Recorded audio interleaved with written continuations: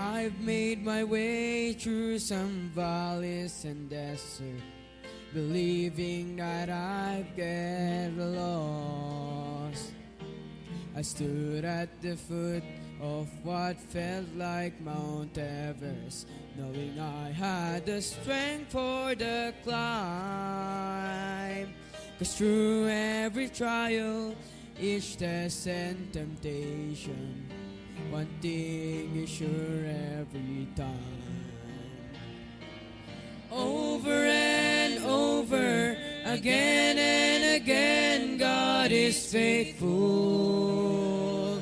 Over and over, again and again, through it all, He's made me able to stand and survive, to come through alive, and it sure looked like I couldn't win. But Jesus is with me, so I'll claim the victory over and over again.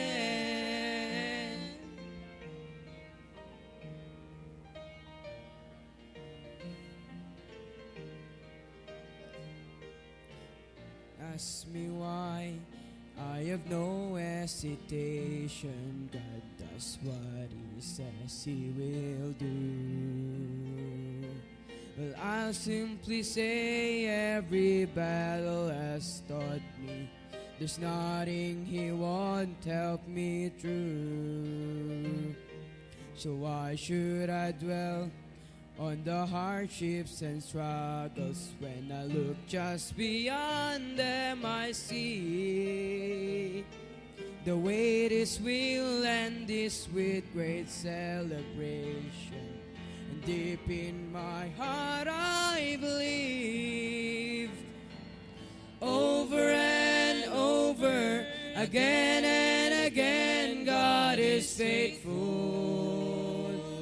Over and over, again and again, through it all, He's made me able to stand and survive, to come through alive, and it sure looked like I couldn't win. But Jesus is with me, so I'll claim the victory over and over again. Over and over, again and again, God is faithful. Over and over, again and again, through it all, He's made me able to stand and survive, to come through alive, when it sure looked like I couldn't win. Jesus is with me, so I'll claim the victory over and over again. Jesus is with me, so I'll claim the victory over and over, over and over, over and over again.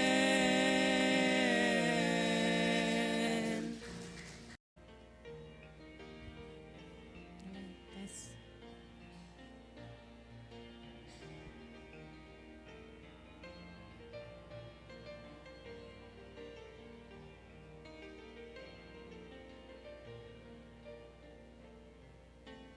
It is hard to understand God's purpose in our lives. It is hard to obey the perfect will of God. But all we need to do is to trust Him with all our heart, because God is faithful every time. God is faithful every time. He will never leave you. God is faithful every time. He will now protect you All things are come with a purpose. Whether it is hard, still God knows what is best, because God is faithful every time.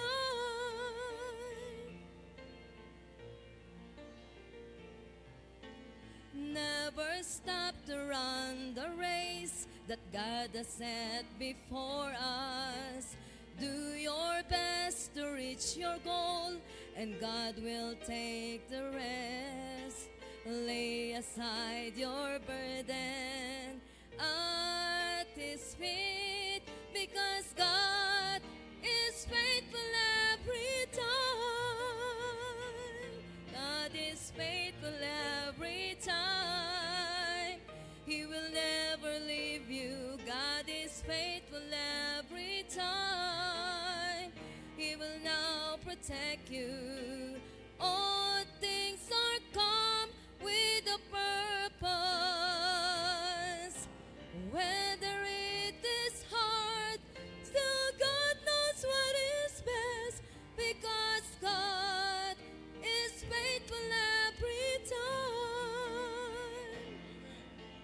Whether it is hard, still God knows what is best, because God is faithful every time. God is faithful every time.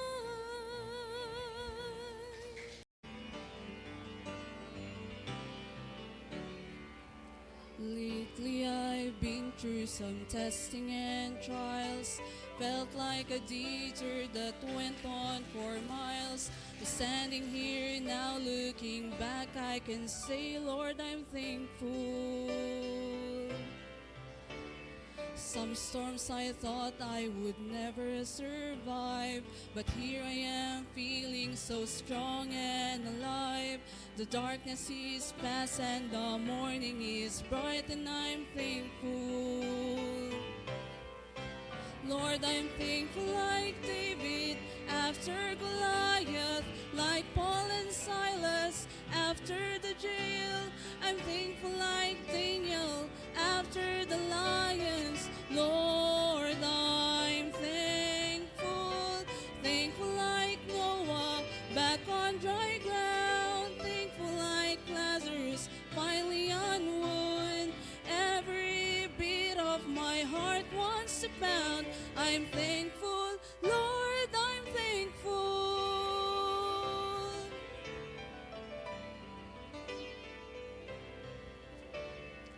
I battled giants of failure and fear, shadows of doubt where my hope was unclear. But all along, Lord, you were hovering near, and I'm thankful. All the seas of my past were a thundering roar that echoed the guilt that I could not ignore.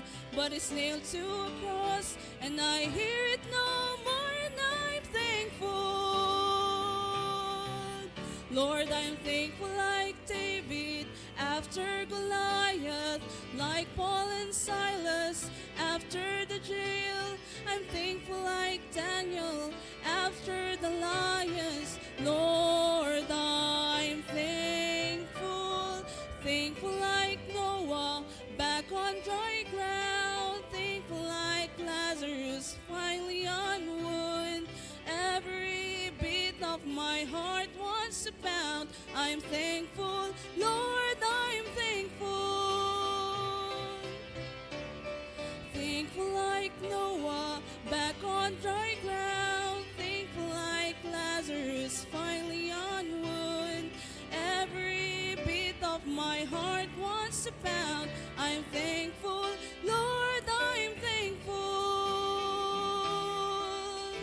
I'm thankful, Lord, I'm thankful.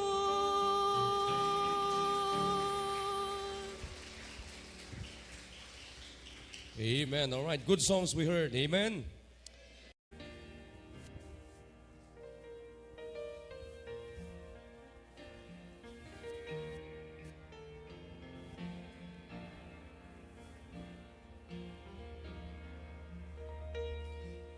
When the hurt goes deeper than the deepest place your heart has ever known. When you're standing in your darkest trial and it seems you're standing all alone. When the tears fall down like bitter rain and you're wondering if the sun will shine again.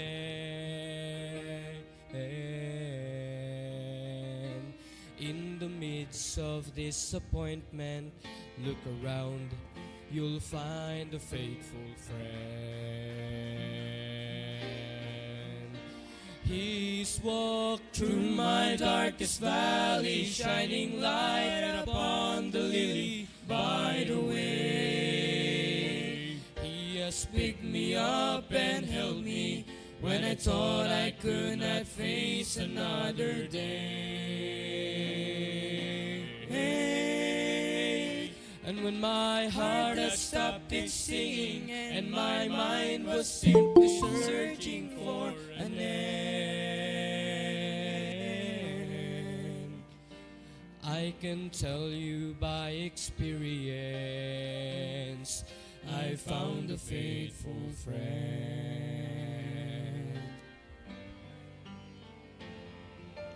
Jesus is a friend that sticks closer than any brother ever can. When the ones that you have trusted prove untrue, on Him you can depend.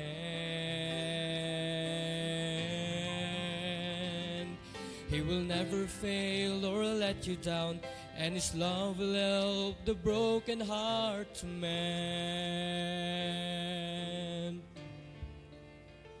So pick up the broken pieces and turn around, you'll find a faithful friend. He's walked through my darkest valley, shining light upon the lily by the way. He has picked me up and held me when I thought I could not face another day. And when my heart had stopped its singing and my mind was simply searching for an end,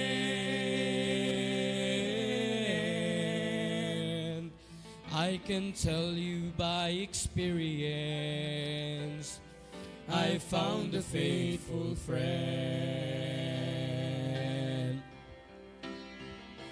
He's walked through my darkest valley, shining light upon the lily by the way. He has picked me up and held me when I thought I could not face another day. And when my heart had stopped its singing and my mind was simply searching for an end, I can tell you by experience, I found a faithful friend.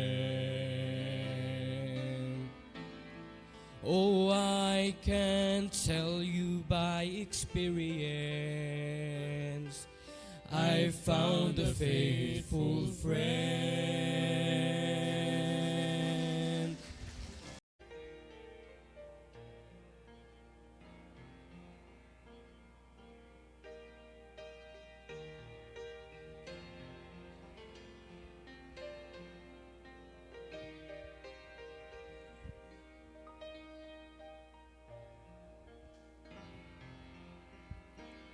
I feel the touch of hands so kind and tender.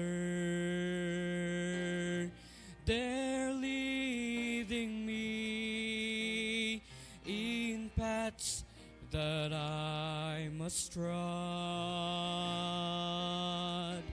I'll have no fear, 'cause Jesus walks beside me. For I'm sheltered the arms of God. So let the storms rage high, the dark clouds rise. They don't worry me, for I'm sheltered safe within the arms of God. He walks with me, and naught of earth shall harm me. For I'm sheltered in the arms of God.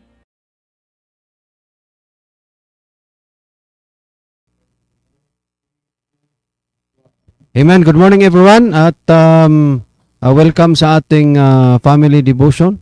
Amen. Saan ang yung mga kasama natin na nandiyan na? May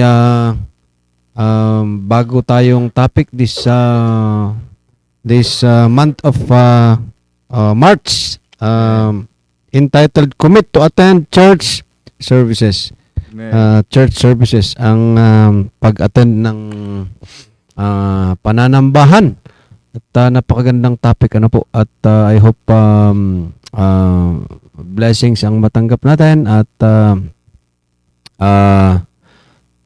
napakagandang topic as I said.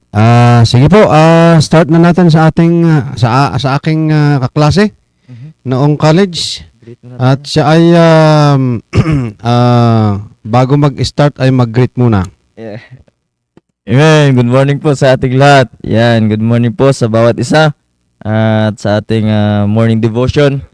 At sa mga nandyan na po sa ating FB Live. Ayan, ating i-shout out natin si Ma'am Annie Gabaldon. Yan, si Ma'am Annie.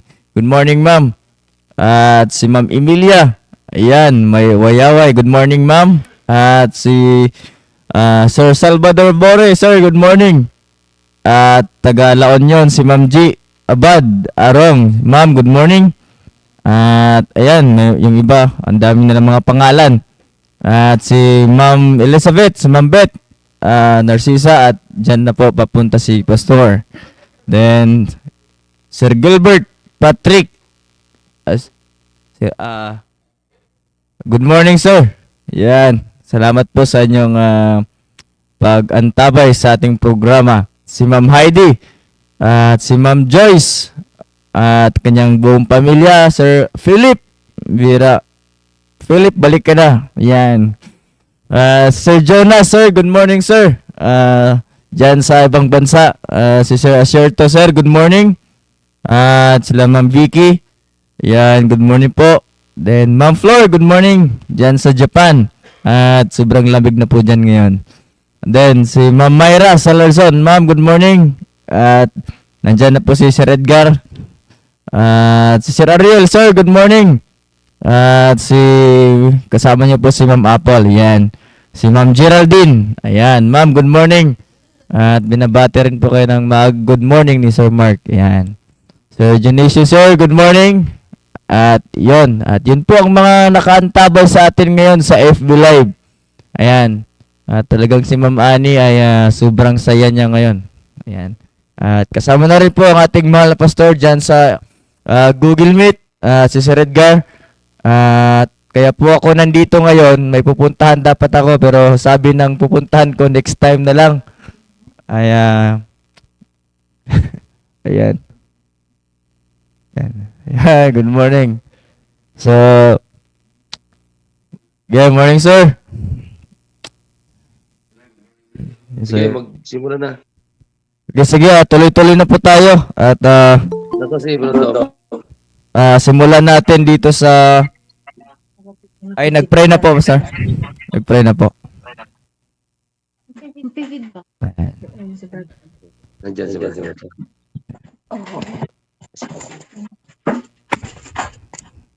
Yeah, sige, tuloy-tuloy na po tayo. Buksan natin ang ating mga Bible dito sa Hebrews chapter 10 verse 25. At ating pag-usapan ngayon, bagong topic natin is commit to attend services. Ayan. Commit to attend church services. Ayan, napaganda po ating usapin. Buksan natin dito sa Hebrews chapter 10 verse 25 at ito yung pinakamagandang verse po sa ating pag-uusapan hanggang matapos ang taon na ito. In verse 25, not forsaking the assembling of ourselves together as the manner of some is, but exhorting one another, and so much is the more as you see the day approaching. Ayan po, at napakaliwanag po na sabi po ng Biblia ay not forsaking, no? Ito po ay good po sa ating mga, lalo na especially sa ating mga mananampalataya na dapat tayo ay patuloy na lumago, no? Bilang Kristiyano ay dapat patuloy maging consistent tayo sa ating pag-attend sa ating mga pananambahan, at hindi lang sa mga pananambahan kundi sa mga ministry po natin dito sa ating simbahan. Kaya napakaganda po yung ating usapin patungkol sa ating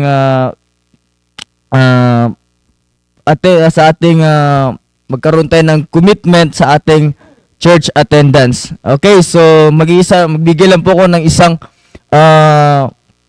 punto po dito, and maliwanag naman sa ating binasa ngayon sa verse 25, not forsaking the assembling of ourselves together.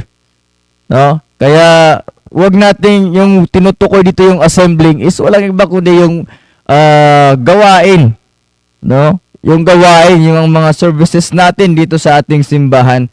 Kaya ang makita dapat natin dito, kagabi ko pinag-iisipan nito, ay makita natin na sa tuwing tayo'y pupunta ng simbahan ay syempre ay kailangan mo ng preparation, no? Kailangan handa yung puso mo, yung isip mo, yung sarili mo na ikaw ay a-attend sa simbahan. So, yan ang kailangan natin paghandaan sa buhay natin. At higit sa lahat, maging committed tayo, no? Meron tayong unang-una, dapat meron tayong desire, no? Desire na ang desire natin ay walang iba kundi i-worship ang ating Panginoon.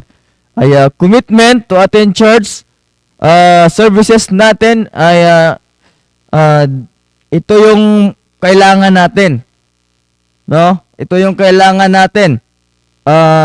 Ito yung number one na kailangan natin is devotion to God. No, pag sinabi mong church attendance, so meron kang tinatawag na devotion to God. No? Anong ibig sabihin na magkaroon tayo ng commitment to attend church? So anong pinaka main dito is meron kang tinatawag na devotion to God. Pag sinabi mong devotion to God, a desire to worship, honor, and serve God. So maliwanag po yan dito sa ating binasa. So anong ibig sabihin? Na huwag nating ipagpaliban ang araw ng pananambahan. Una-una,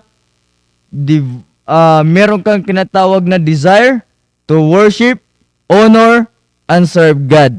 Alam niyo po, kung wala po sa atin ang mga ganitong bagay, mga ganitong kaisipan sa ating Kristiyano, ay wala ka talagang fix na may gagawin sa Panginoon. No? Wala kang devotion, wala kang time sa Panginoon, no? Iba yung desire mo. Kaya minsan pag pinag-usapan natin ang pagpunta sa simbahan ay parang ano lang parang umatin ka lang sa isang okasyon, no? Hindi talaga yung buo talaga yung desire mo na pumunta sa simbahan, kundi parang compliance na lang. Basta makapag-attend na lang, basta makita lang ako doon, okay na. Diba? Basta nakita lang ako ni pastor, nakita lang ako ng mga kapitbahay ko na nagsisimba ako, okay na. No, hindi talaga nakikita yung tunay na kahalagahan, no? ng pagpunta sa simbahan. Kaya unang-una, sabi ko nga, meron kang devotion sa Panginoon. Meron kang devotion personally sa Diyos. No? Ibig sabihin ng devotion, ibig sabihin ba, devoted ka na araw-araw, lagi sa buhay mo ang Panginoon ang pangunahin. No? Hindi yung ibang bagay. Paano ba natin maging pangunahin ng Panginoon? Una-una, magpasalamat tayo sa Diyos sa ginawa niya sa ating buhay. No? Pagising pa lang ngayong umaga, sino kayang nag-pray sa atin? Nagpasalamat sa Panginoon na binigyan ka ng panibagong kalakasan. Di ba? Kaya ganun, kailangan magkaroon tayo ng desire to worship, honor, and serve God. Kaya sa pagpunta sa simbahan, kung wala kang ganitong devotion sa Panginoon, wala kang desire na makatulad nito, mga kapatid, ay wala ka talaga. No? Wala ka talagang magagawang commitment sa Panginoon. Kasi commitment, sabi nga nating mahal na pastor, is an agreement. No? Is an agreement. No? Agreement mo sa Panginoon.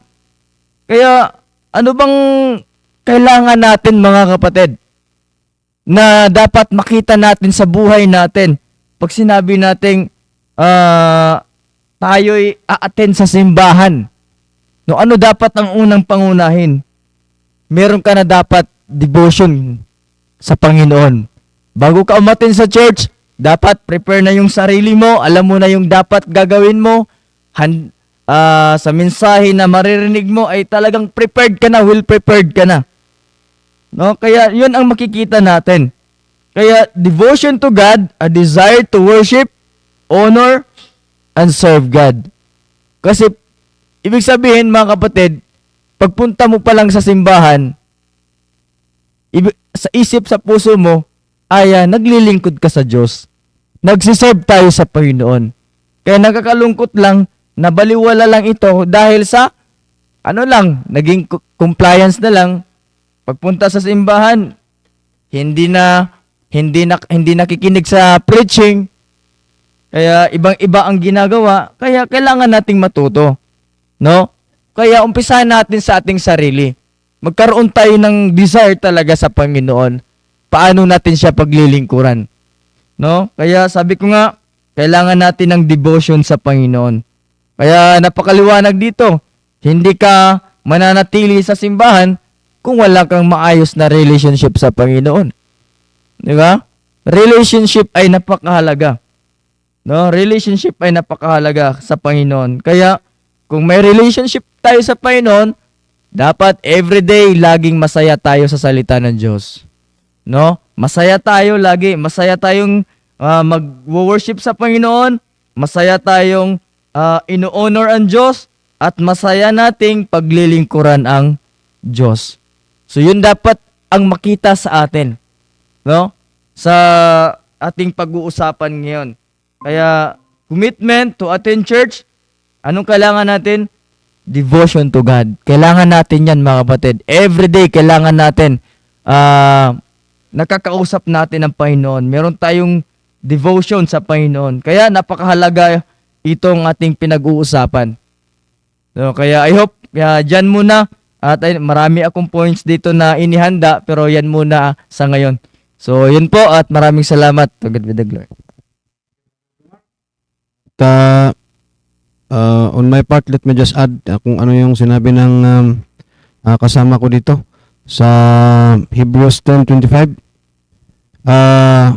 With the first phrase, not forsaking. Not forsaking in Greek is in kataliepotes. I hope tama yung pagbigkas ko. Ano po? At this implies a continuous or ongoing action, no, and it must be maintained. Ang not forsaking the assembling, at ito ay command ng Panginoon, at bagay na siyempre pagka yan ay utos ay sundin para maganda. Kung hindi mo susundin, it's not good. So it must be maintained. At this emphasizes to add the importance of regular gathering wherein sa pagsama-sama natin during church services ay nandyan yung of course spiritual growth and worship as we worship the Lord sa ating pagpunta dito, and after which ay kape-kape fellowship with the brethren, with our pastor. Kaya pwede nating sabihin na ito ay habit na good habit, no? Yung lifestyle napay, at of course with joy yung pagpunta natin or pag-attend natin ng church services, at dito tayo nagsama-sama as miyembro ng simbahan, at kumuha ng instruction sa kung ano yung gagawin natin for the rest of the week. Ganun naman talaga, at katulad ng sinasabi ng pastor lagi, ng ating pastor, ay pag narinig mo, i-practice mo na kaagad para hindi masayang o kaya hindi maisang tabi. Ayun, si Sir Edgar ay malabo yung kanyang ganyan. Ba talaga yung cellphone niya o sinadya niya yan? Hindi. Brad Tom, Yes, sir. Brad Gar, baka mayroong dyan, ibang cellphone. Kasi malabo, oh. Para kayo nasa alapaap eh. Parang bumaba yung clouds dyan sa village ba? Oo nga eh. Para sa inyo lang. Parang na-rapture na sila, parang nasa clouds na sila eh. Hanap namin, sir. Oo, malabo yung Para kayo mga, eh. Para kayo mga kaluluwa na eh. Pinatamaan daw ni Ma'am Irene pala ng martilyo kasi kung saan niya ginagamit.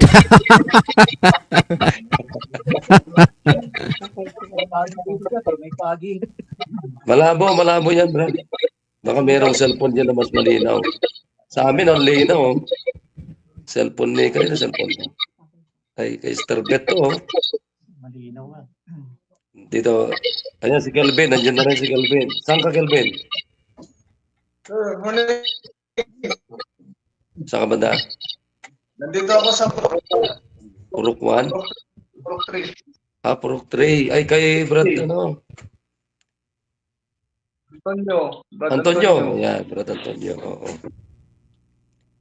Sige. Hello, sir. Good morning. Di pala ako, Good morning, Brad David. Alam mo, pag nakauwi si Brad David, siya ang pinakamalakas pag-uwi niya eh. Kasi may bakal na siya eh. Okay ka na, Brad David? Sige. Brad Gar, ikaw naman. Wala, malabo ka talaga eh. Palit lang kami, sir. Ha? Palit lang kami ng cellphone, sir. Ay, sige. Si Philip. Bira, dapat palitan mo yung profile ni Philip. Dapat yung naka-necktie ka. Oo. Sige, Brad Tom, ka muna. Habang nagpapalit sila. Yes, sir. At may binanggit din si King David dito sa Psalms chapter 122 verse 1. Basahin ko lang kasi mahirap i-memorize. Psalms, asa na sa tayo? 122 verse 1, I was glad when they say unto me, let us go into the house of the Lord. The psalmist, ang may akda ng Book of Psalms expresses joy and eagerness to worship at the temple of Jerusalem. No? The psalmist joy is heightened by the company of others who share his desire. So, ang kasiyahan ni Haring David ay pagka pagka-worship time. At iyon ang magandang kasiyahan din ng bawat isa sa atin pag worship time. Wow. Pinakaantay natin lagi. Para bang yung pagkatapos ng Sunday afternoon service ay sana linggo na ulit. Kaya isa lang yung buhay natin, gawin nating masaya at masaya na may worship service. At bilang anak ng Diyos ay dapat ito yung isang pangunahing kasiyahan ng bawat isa sa atin. At siyempre, again, andito yung pag-worship natin sa Panginoon, no? At pakikinig natin ng instruction ng Diyos through yung preaching ng salita ng Diyos. Kaya naging fruitful ang buhay ni Haring David sa kanyang pagiging anak ng Diyos, kasi ito yung isa sa kasiyahan niya. Pagka worship service. Sir Edgar, okay ka na?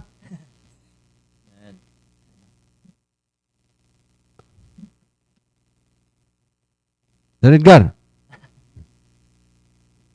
Awan pa.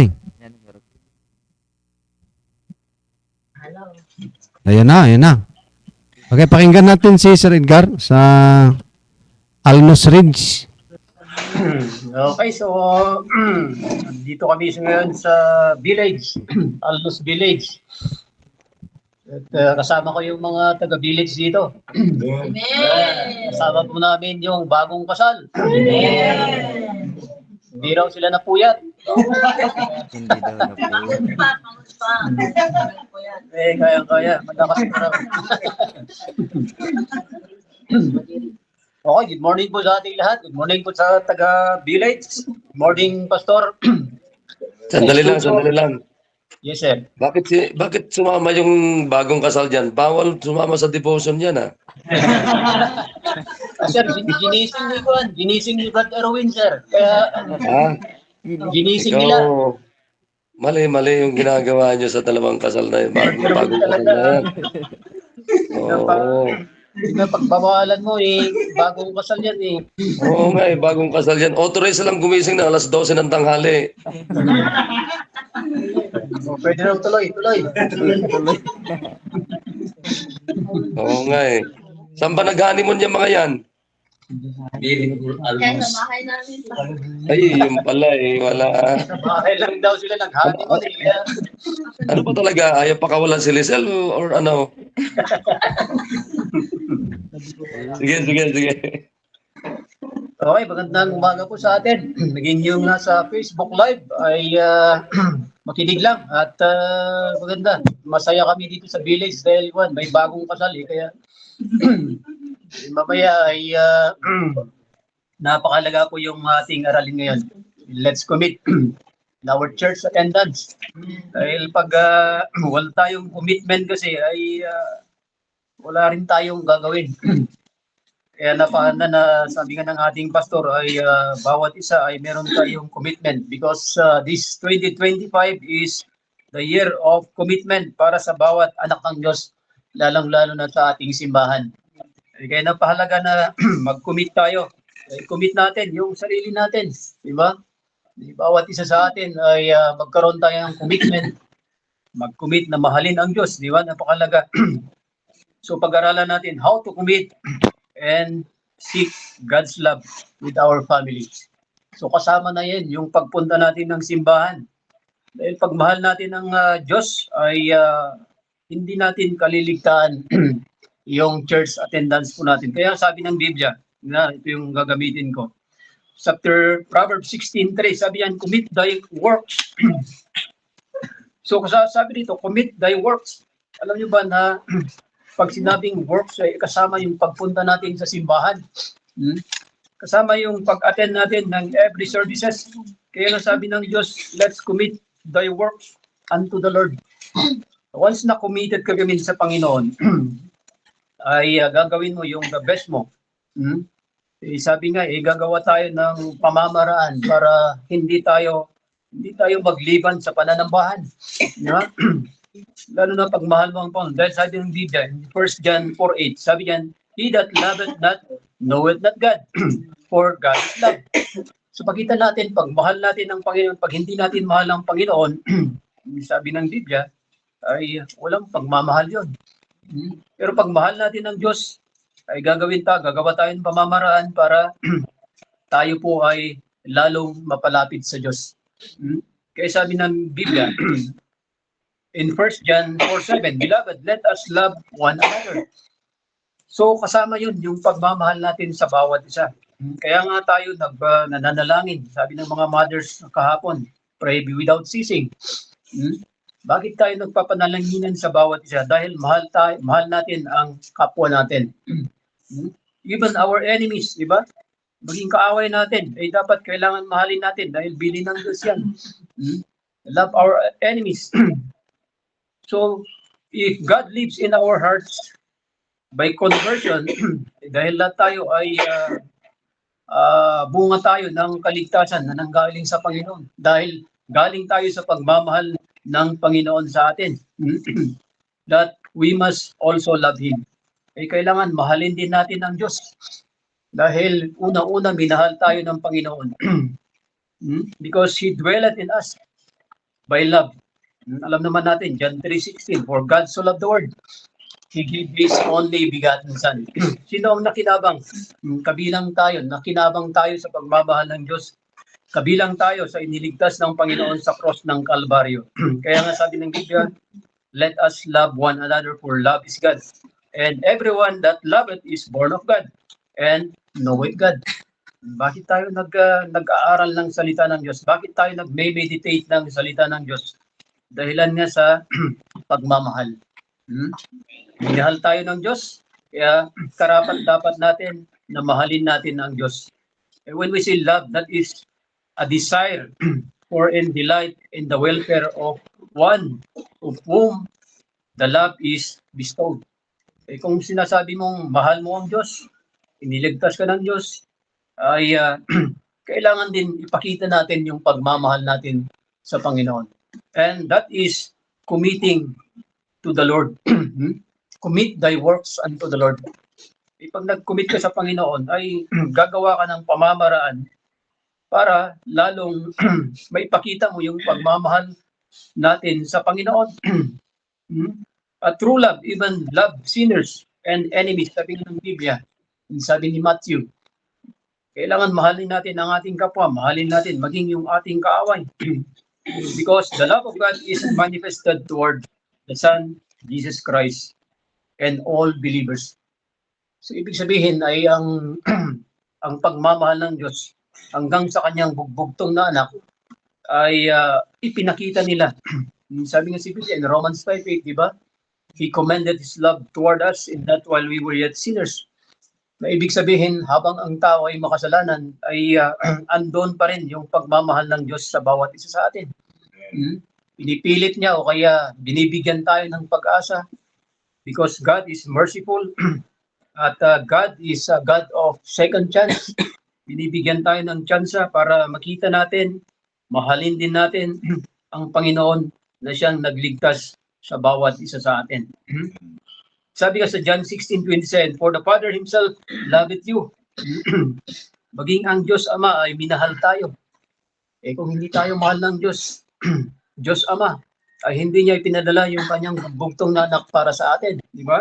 Kaya nga sabi ng Biblia, sabi ni John, for the Father Himself loveth you because ye have loved me and have beloved that I come out from God.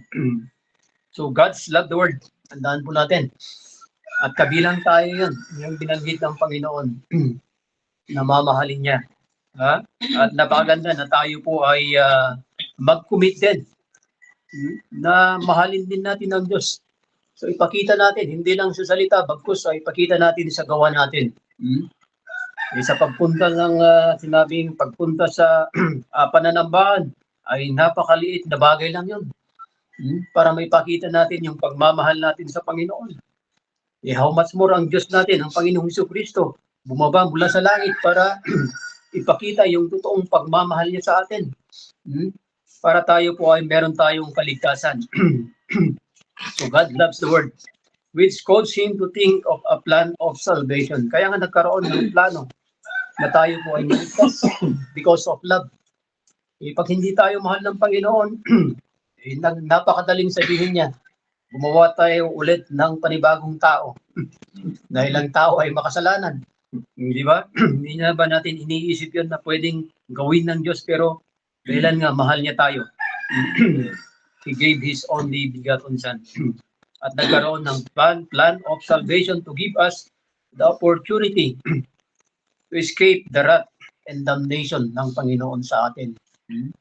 So yun yung napakagandang makita natin sa umagang ito. So unang-una, let's seek God in everything. Sa anong anggulo ng buhay natin ay saliksikin natin ng Diyos. Nagtatrabaho ka man, pumapasok ka sa school, ay isipin natin ang Panginoon palagi. Let's seek God in everything. Gagawa tayo ng pamamaraan, pagmahal natin ng Diyos, gagawa tayo ng pamamaraan para lalo tayong mapamahal din, mapalapit sa Panginoon. Yung pagpunta lang sa simbahan, that is very least na pagpapakita ng pagmamahal natin sa Panginoon. Sige nga, ibigay mo nga yung buhay mo sa Panginoon. Ialay mo nga yung buhay mo. Kagaya ng ginawa ni Kristo. Hindi natin magagawa yun. Ialay mo nga yung anak mo. Pero ang Diyos nagawa niya para sa atin. Yes, let's seek God in everything. Sabi nga ng Biblia in Proverbs 28:5, but they that seek the Lord understand all things. Ibig sabihin, nauunawaan po natin yung napakagandang plano ng Panginoon sa ating buhay. Yun yung napakaganda. Sabi nga sa Colossians 3:1, seek those things which are above. Ay wala nang ibang binabanggit yan, kundi yung patungkol sa Panginoon sa langit. Yun yung saliksikin natin. Iwanan muna natin ang kamunduhan. Dahil ang kamunduhan, tuturuan tayo kung paano tayo mapalayo sa Panginoon. Ilalayo tayo sa Panginoon ng mundo eh. Kaya huwag nating sundan ang sabi nga ng Biblia, seek ye first the kingdom of God. Saliksikin natin yung kaharian ng Diyos. Dahil dyan tayo lalong mapapamahal sa Panginoon at doon tayo magkakaroon ng commitment para lalong mamahalin natin ang Panginoon. And then let's keep His commandments. Sabi ng Biblia, kung babasahin niyo yung Biblia, napakaraming verse dyan na nagsasabi na keep His words. Sabi nga sa Proverbs 7, chapter 1 and 2, napakali, last lang ito. Keep my words and lay up my commandments with thee. And sabi sa verse 2, my son, keep my commandments. Okay, so napakalaga po na panatilihin po natin yung salita ng Diyos sa ating puso decision. And then let's keep our love. Let's keep yourselves in the love of God. Ibig sabihin, sabi ng Diyos, ay panatilihin natin yung pagmamahal ng Diyos sa atin. Okay, so I hope na meron tayong naunawaan at hindi ng ating pastor at marami tayong mga viewers sa Google Meet. And yan si Ma'am Geraldine. Okay, so yan lang. Pastor, magandang umaga po. Amen, alright. Magandang umaga sa ating lahat. Andun si Brother David. Ayan, kikinig mula sa hospital. Yan, okay. Sige, thank you, thank you. Maganda yung pinag-uusapan natin. No? Malamig din dyan, ano? Philip, sa'yo. Saan ka ba? Saan ka? Sa Pampanga. Oh. Malamig din dyan? Pampanga? Malamig. Mula na kasi minsan dito eh. Kailangan mag-asawa ka na rin kasi may edad ka na rin eh. Oh. Ano, bigay ko na si Ginida sa'yo? Wala pa sa isip ko pa yan.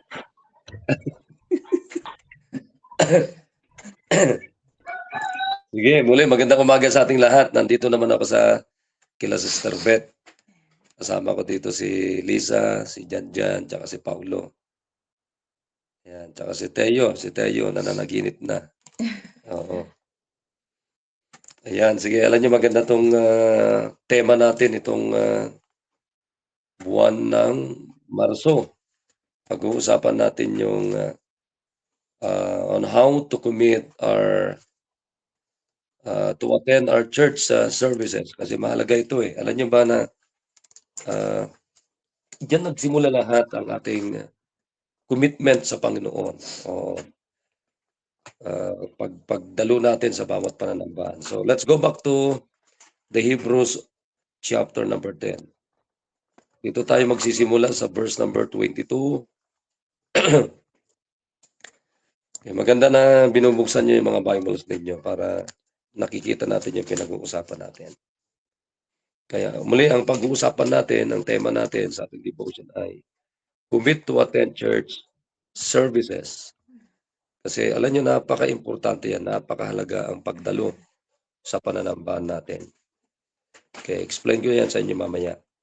So, dito sa verse number 22, sabi dito ay, let us draw near with a true heart, with full assurance of faith, having our hearts sprinkled from an evil conscience, and our bodies washed with pure water. Verse number 23, let us hold fast the profession of our faith without wavering. For he is faithful that promise. Verse number 24, and let us consider one another to provoke unto love and to good works.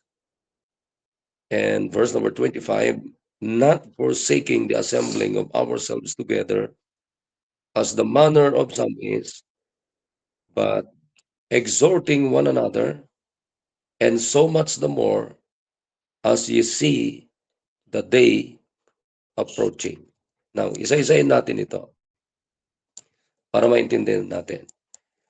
So, dito muna tayo sa pinagtapusan natin na talata bago tayo umakyat. Sabi dito, not forsaking the assembling of ourselves together. So, look at the first word na ginamit dito. The word not. Kung uunawain natin yung salitang not na salita o word na ginamit sa verse na yan, implying a negative answer or it expresses an absolute denial. At isa pa, magandang makita natin yan, it's used as a function word na tinatawag. Used as a function word to stand for the negative of a preceding group of words. So, ibig sabihin, yung word na yan ay may connection doon sa mga unang mga pangungusap na mga sinabi doon. May mga connection yan. Kaya nga, yung word na yan, used as a function word to stand for the negative of a preceding.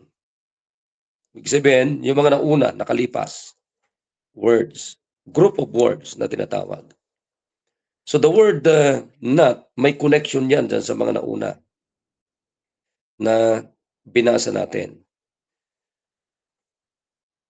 So, makikita natin dito, sasabihin ko yung connection mamaya. And the next word is forsaking. Forsaking, it means to leave behind in some place. To leave behind in some place. So, ibig sabihin, meron kang iiwanan. Meron kang ililib behind. Oo.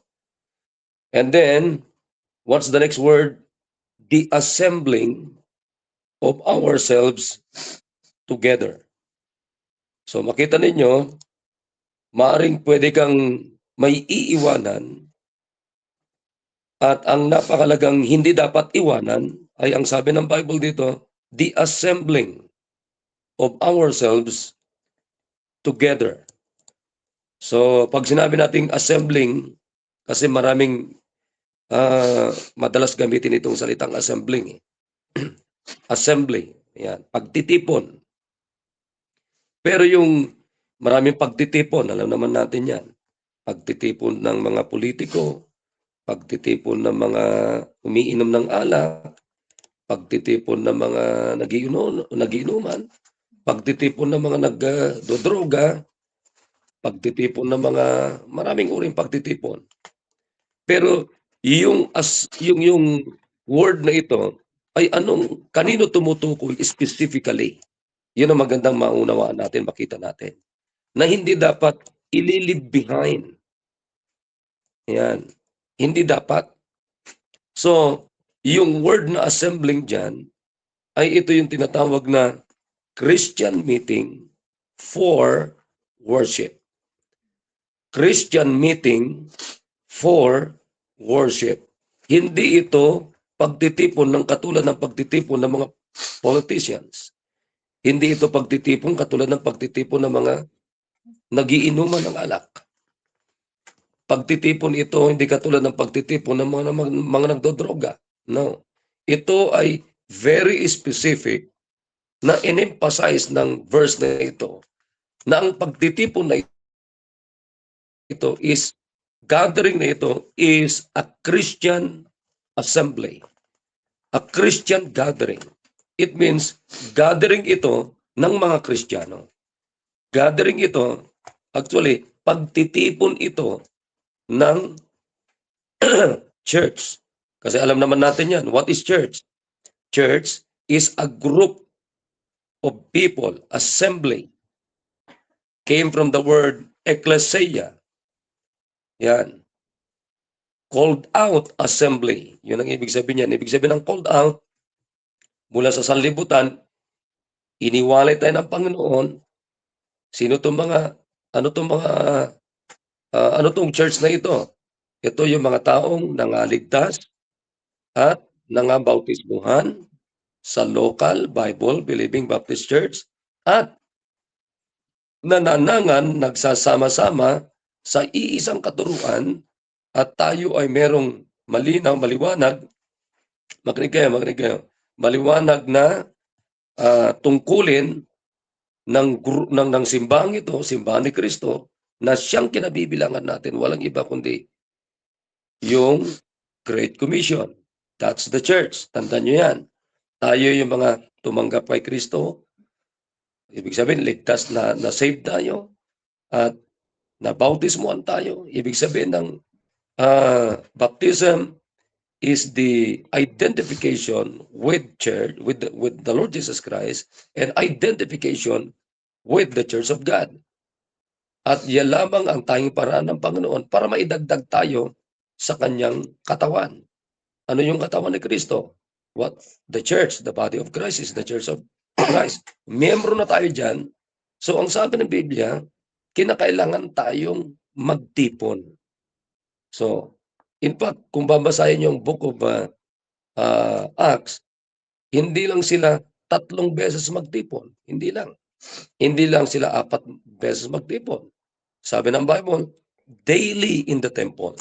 Araw-araw silang nagtitipon. Oo. Bakit? Sapagkat mahalaga ang pagtitipon ng simbahan. Bakit mahalaga? Because that's the time we worship God. Yan yung pagkakataon natin na i-worship natin ang Panginoon. Madalas, napakatagal na pinag-usapan natin yung salitang worship. Pagsamba sa Panginoon. Bakit kinakailangan sumamba sa Diyos? Mag-worship sa Panginoon. Kasi may sasambahin na Diyos.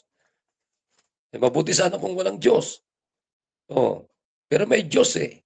Kaya nga nung nakarang Sabado, tinanong ko sa mga kapatiran dyan sa village, naniniwala ba kayo na may Diyos? Ngayon, kung naniniwala kayo na may Diyos, bakit wala kayong commitment sa Panginoon? Kapangit naman yon, di ba? Kaya nga sabi ko sa inyo, dito tayo magsisimula. Magsimula tayo na mag-commit tayo na ang bawat pananambahan ay nandiyan tayo. Because yan yung pagtitipon, pagsasama-sama ng mga anak ng Diyos para tayo ay sumamba sa Panginoon sapagkat mayroong talagang totoong Diyos na sasambahin. Mabuti sana kung wala. Kaya nga, in-explain na rin natin sa inyo kung anong ibig sabihin ng commit or commitment. Commitment is an agreement. Agreement that you must put into action. And the very issue of that agreement is trust. Diba? There's always an issue of trust from that word, agreement na tinatawag. Diba? Mahirap naman makipagkasundo ka. Wala kang tiwala doon sa pakikipagkasunduan mo. Ang tanong ko ngayon sa bawat isa, wala ba kayong tiwala sa Diyos para makipagkasundo sa Diyos? Diba? Oh, yan. Magandang tanong yan sa bawat isa na nakikinig ngayong umaga. Wala ba kayong tiwala sa Diyos para gumawa ng agreement sa Kanya? Oh. Sige nga, tanungin natin yung sarili natin. Kaya nga dito tayo magsisimula. Oh. Mag-commit kayo. Alam nyo, ano ngayon? February, March.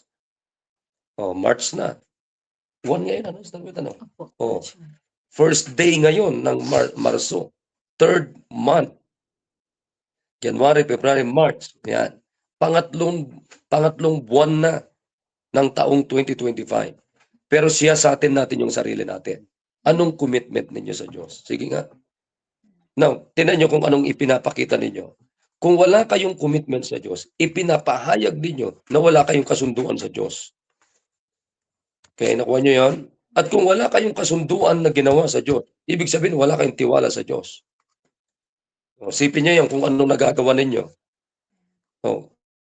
Isipin nyo na maigi yan.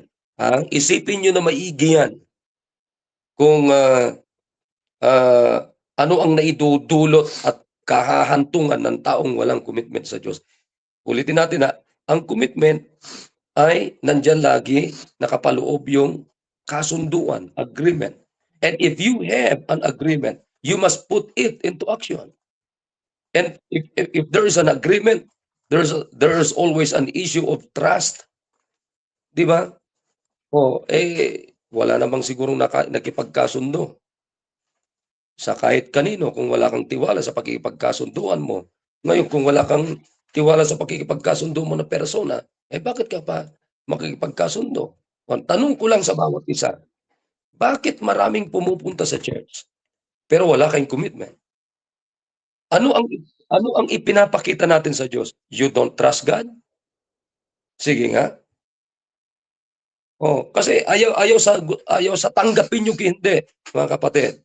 Ang ipinapahayag natin, pag wala tayong commitment sa Diyos, you don't trust Him. You don't trust God.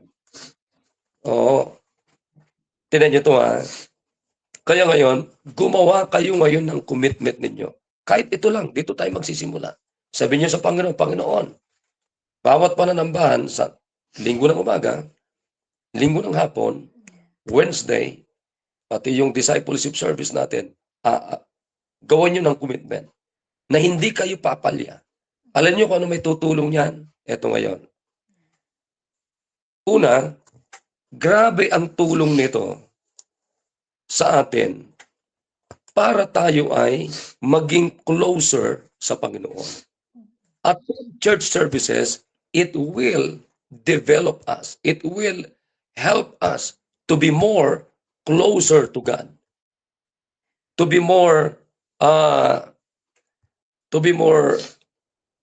grow more in our faith. Kasi paano ka lalago nga? Paano ka magiging malapit sa Panginoon kung wala ka naman? Naririnig na mensahe ng Diyos. Tingnan nyo dito. Balikan na natin yung natin. Mga talatang binasa natin. Pansinin nyo yung verse number 22, 23, and 24.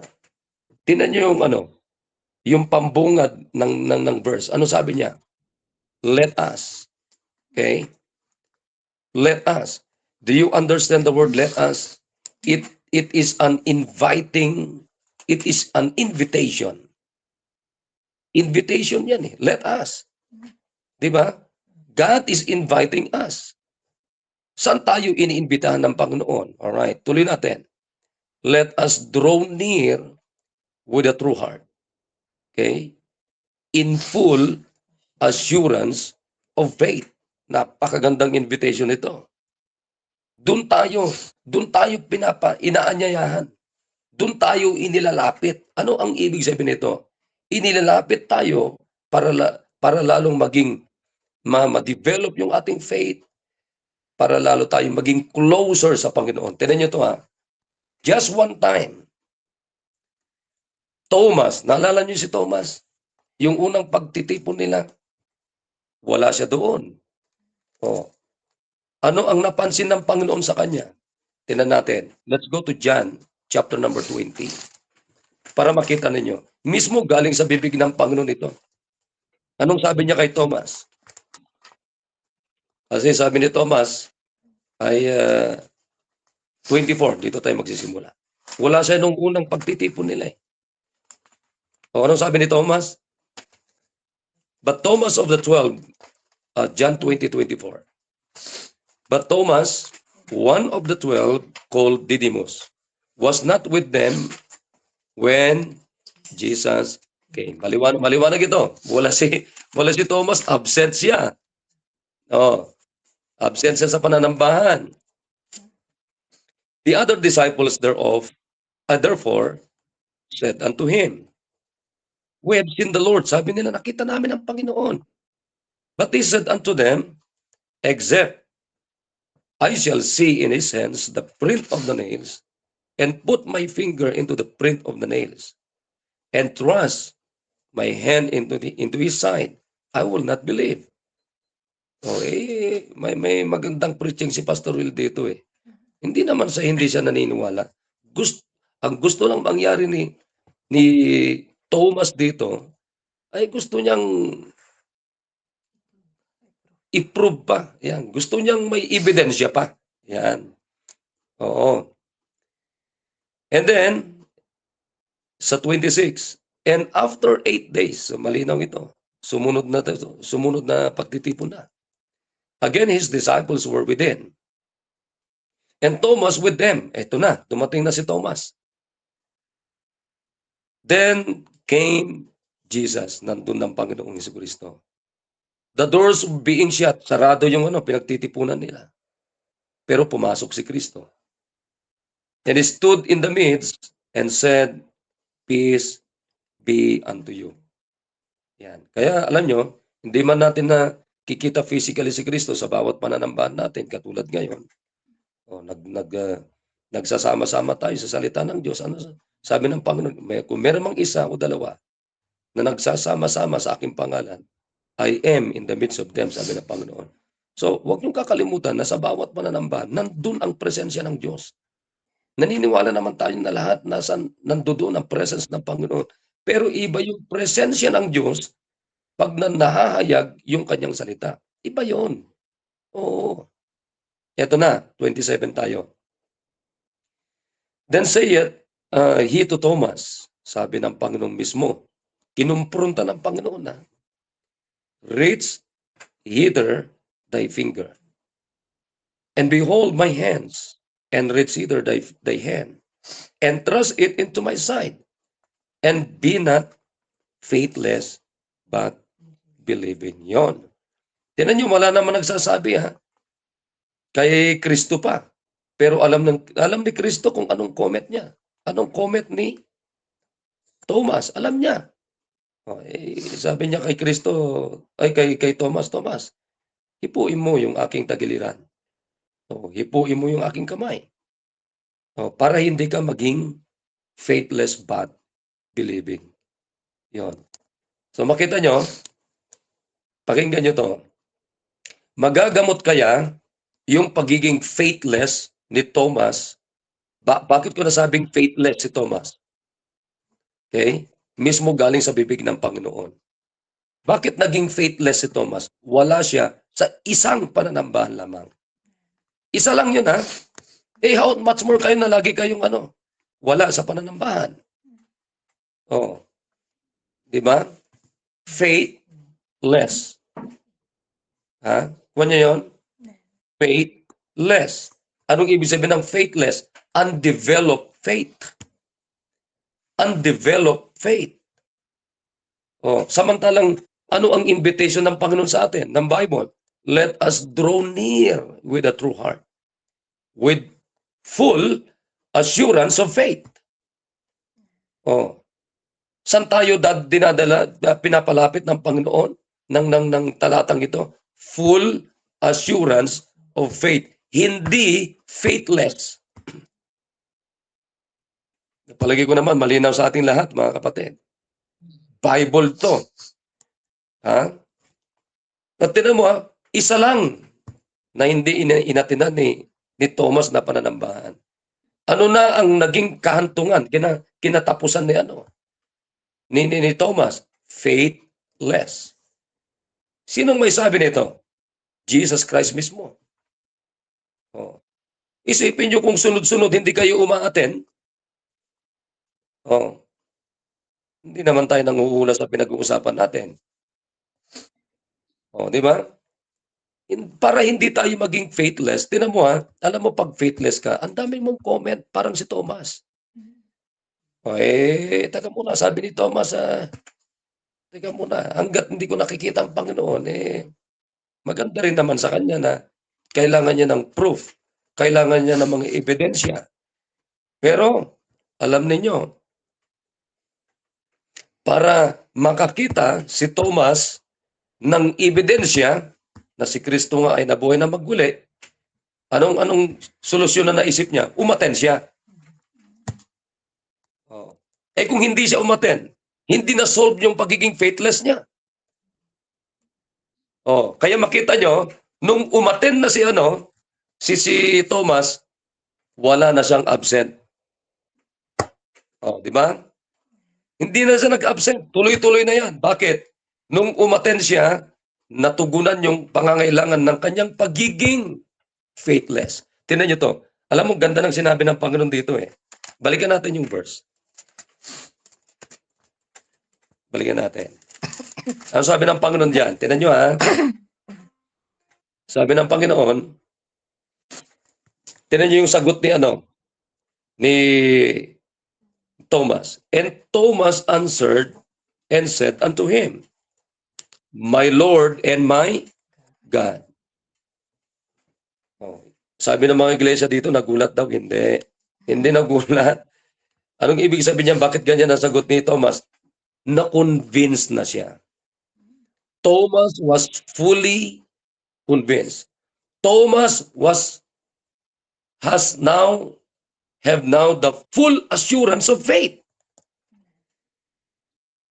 Di ba? Meron na siyang tinatawag na full assurance of faith.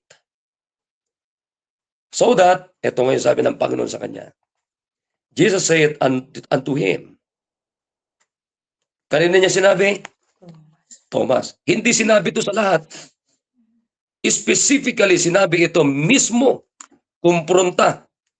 May pangalan ng Panginoong Yesus kay Thomas mismo. Ano sabi niya? Thomas, because thou hast seen me, thou hast believed. Oh, kasi si Thomas, to see is to believe siya sabi ng Panginoon sa kanya, Thomas, sapagkat nakita mo ngayon, naniwala ka. Ano sabi ng Panginoon? Blessed are they that have not seen and yet believe. And yet have believed. Oh. Sino ngayon ang mas papalad? Tayo. Hindi man natin nakita personal, physical. Si Kristo. Pero naniniwala tayo. Anong sabi ng Panginoon? Ay, mas blessed sila, Thomas, kaysa sa'yo. O, di ba? O. Kaya nga, alam niyo mga kapatid, ano mangyayari sa inyo? Absent kayo ng absent. Absent ng absent. Absent ng absent. Aatel lang kayo kung kailan kayo sumpungin. O, aatel lang kayo kung kailan nyo gusto. Alam niyo, anong pinapahayag nyo? You do not trust God. Admit it or not. You do not trust God. Magbago na kayo. Or else, mga kapatid, anong klaseng pananampalataya meron ka? Faithless. Saan tayo ini-invite ng Panginoon? Full assurance of faith. Alam nyo, isang beses lang, katulad ni Thomas, isang beses lang absent niya. Anong kaso na niya sa Panginoon? Faithless. That's the word. The word came from the very mouth of God. Jesus. Thomas, faithless ka. Isa lang yun. Oh.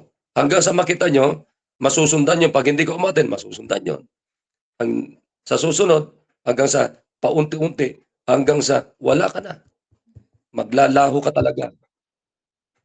Oh. Maglalaho ka. Samantalang ang ganda ng sabi ng Panginoon sa atin, sabi ng Bible, let us draw near with a true heart in full assurance of faith. Bakit? Kasi may problema ang puso natin. Having our hearts sprinkled from evil conscience. Tira nyo, pag hindi ka umaaten, ang dami mga evil. Mula sa puso natin, ang dami mga lumalabas dyan. Hanggang sa kita mo, wala ka ng ganang pumunta sa church, wala ka ng ganang, wala na. Balik ka na naman sa evil na puso. Another invitation. Ano sabi ng Panginoon? Let us hold fast the profession, pagpapahayag of our faith. Without wavering. Yon. Bakit marami nag-wait? A-attend ba ako? Hindi. Magsosoul winning ba ako? Hindi. Magbibigay ba ako ng tithes? Hindi. Mag-join ba ako sa choir? Magkakaroon ba ako ng ministry? O hindi. Wavering ka.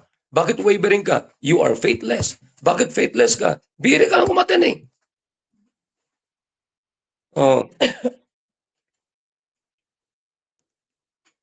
Sabi ng Bible yan, let us hold fast the profession of our faith without wavering. Bakit? Huwag tayong pagganong-ganon. Bakit? Tapat ang Diyos natin, for He is faithful that promise. Ano pa? And let us consider one another to provoke unto love. Paano nyo mamahalin yung kapwa nyo Kristiyano? At lalo na yung kaluluwa ng mga unsaved na tao. Yung kapwa mo Kristiyano, hindi mo nga kayang mahalin. Kaya nga, pag umaten tayo ng simbahan, anong nangyayari sa atin? Napuprovoke tayo unto love and to good works. Nahamon tayo na magbigay sa gawain, mag-soul winning tayo, sumama tayo sa mag-disciple tayo, nahahamon tayo. Paano ka nahahamon kung wala ka naman naririnig? Di ba? Palagay ko naman, ngayong umaga, malinaw yan sa pinag-usapan natin. Sige, dyan lang muna tayo. Isang buwan natin pag-uusapan ito. Kayo mga hindi umaten, palagi dyan sa village. Morning lang kayo. Ano ngayon masasabi nyo? Ngayon, gumawa kayo ng commitment. Panginoon, gagawa ako ngayon ng commitment na bawat pananambahan, mag-a-attend ako. Kung hindi nyo gagawin yan, alam nyo kung anong pinapahayag ninyo? You do not trust God. Saan kayo dadalhin ng walang tiwala sa Diyos? Nakakatakot na buhay. Maniwala kayo sa akin. Okay, so I hope may natutunan tayo. At nandiyan sa diyan yung maganda to, marami tayong mga nasa Google Meet. Kasama natin si John Michael nasa Saudi. Kumusta ka dyan, John Michael? John Michael, mga nagpiprepare na to. Si Brother David, ayan. Saan ka, John Michael? Dito po sa ano. Sa? Edsi pa rin po. Anong oras na dyan? Edsi pa rin po. Gabi, parang gabi, no? Alauna Gabi? po. Wow, tama. Madaling araw po. Madaling araw. Parang namamasyal ka. Asan yung dalagang kasama mo? Pakita mo. Lantat mo. Wala pong dalaga dito. Wala. Oo. Sige, thank you, John Michael, ha? Tuloy-tuloy lang tayo, ha? Po. Brother David, pinagpipray ka namin.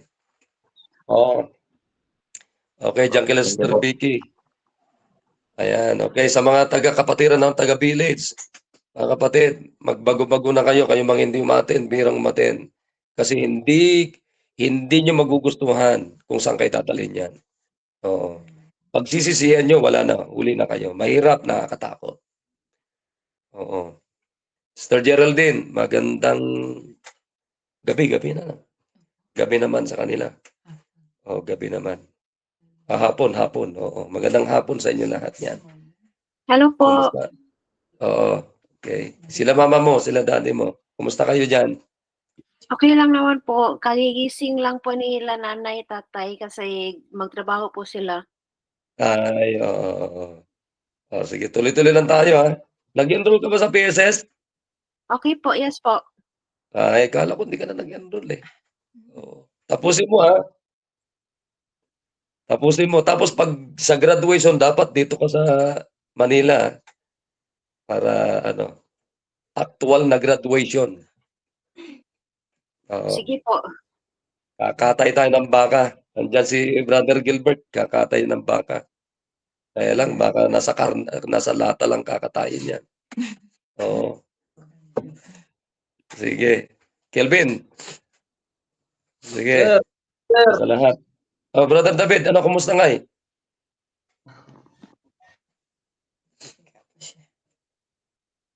Makapagsalita ka, Brother David?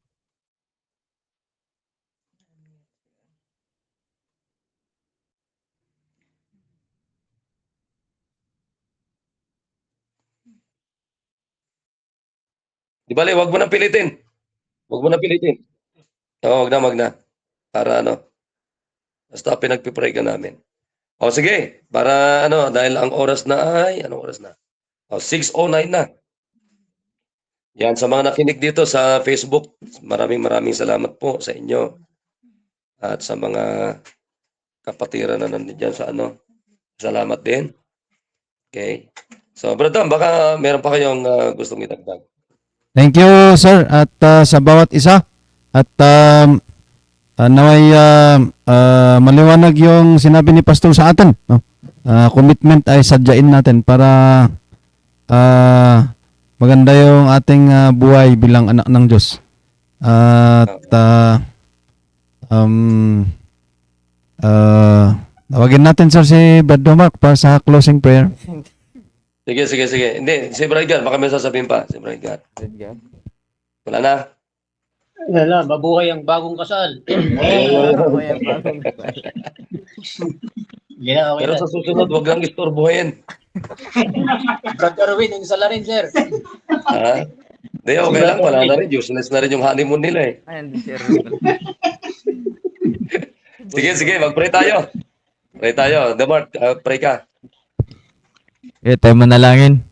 Dakila namin Diyos, maraming salamat po sa umagang ito na muli kami po ay nagsama-sama sa pakikinig ng salita po ninyo. At dalangin po namin, Panginoon, na ito pong aming narinig ngayong umaga ay will put to action, Panginoon, na magawa po namin ito sa aming buhay.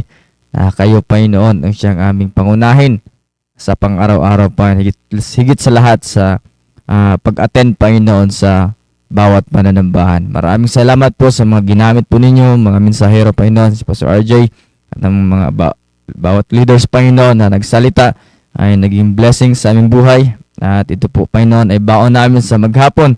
At ingatan niyo po kami sa lahat ng mga gagawin po namin. Pagpunta sa area, sa Good News Class, invitation, Panginoon, follow-up visitation, ay pray, Lord, na maabot namin yung goal namin na 10 bisita sa araw ng linggo, Panginoon. At ingatan niyo po ang bawat isa, ilayo kami sa disgrasya at kapahamakan. Patawarin niyo po kami sa lahat ng aming nagawang kasalanan, pagkukulang. Ito po aming dalangin sa ngalan po ni Jesus. Amen. Amen. Alright, so thank you sa inyo lahat. At God bless you all. At mag-join tayo sa soul winning visitation sa maghapon. At umatin kayo mamaya sa discipleship service. At bukas, huwag mo kakalimutan.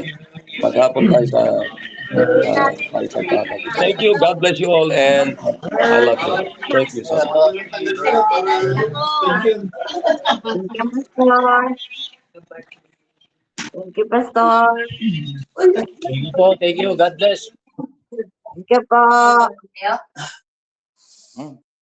Oh, alay na.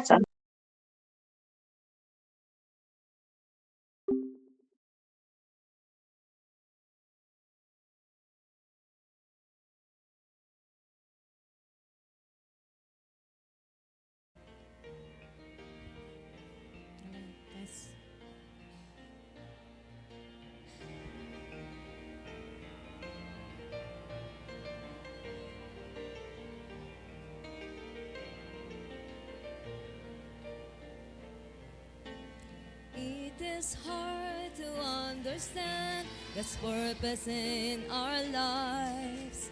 It is hard to obey the perfect will of God. But all we need to do is to trust Him with all our heart, because God is faithful every time. God is faithful every time.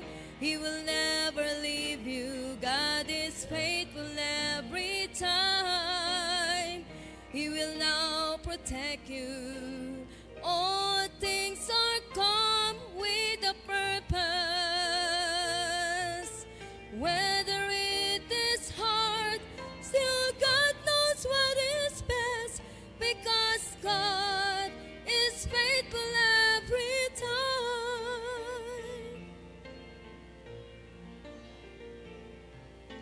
Never stop to run the race that God has set before us. Do your best to reach your goal, and God will take the rest. Lay aside your burden at His feet, because God is faithful every time. God is faithful every time. He will never leave you. God is faithful every time. He will now protect you. Oh,